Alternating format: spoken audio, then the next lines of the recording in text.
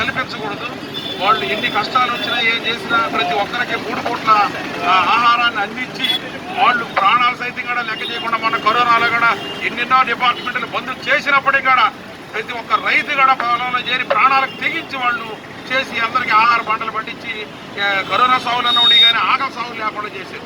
అలాంటి రైతులకి ఎంతో మేలు చేయాల్సిన రాష్ట్ర పాలకులైతే వాడు కేంద్ర పాలకులైతే ఎవరైతే ఇప్పుడే కాదు ఏ ప్రభుత్వాలైనా ఎప్పుడూ రైతులకి మేలు చేసే విధంగా ఉండాలి. కానీ ఈ విధంగా కొత్త కొత్త చట్టాలు పెట్టి వాళ్ళని ఇబ్బందుల పాలు చేసి ఈరోజు ఆ ఢిల్లీలో చలిలో ఎంతో రైతు సోదరులు వాళ్ళు ఎన్నో ఆక్రమణలతో మన భారతదేశంలో రైతులందరికీ ఎంతో మేలు జరగాలని భావితరాల రైతులు కూడా వాళ్ళ వారసులు బాగుండాలని ఇప్పుడు మన వ్యవసాయం మీద ఆధారపడి మన భారతదేశం 75%.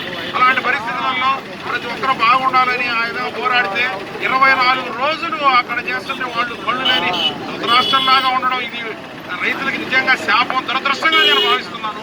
అలాంటి పరిస్థితుల్లో వాళ్ళ సమస్య పరిష్కారం చేయాల్సింది పోయి ఈరోజు 33 మంది రైతు సోదరులు అక్కడ అమరులు కావడం, వాళ్ళు వీర మరణమే పొందారు.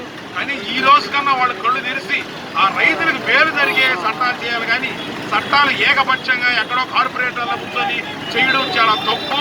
అది ఆ విధంగా చేయకూడదు. వాళ్ళకి ఇప్పటికన్నా మంచి ప్రవర్తన వచ్చి రైతులకి మన దేశ రైతులకు బాగుండేటట్టుగా చేసి రైతుల శ్రేయస్సు కోసం మంచి మంచి చట్టాలు ఎంతో మంది రైతు నాయకులు ఉన్నారు, రైతులు ఉన్నారు.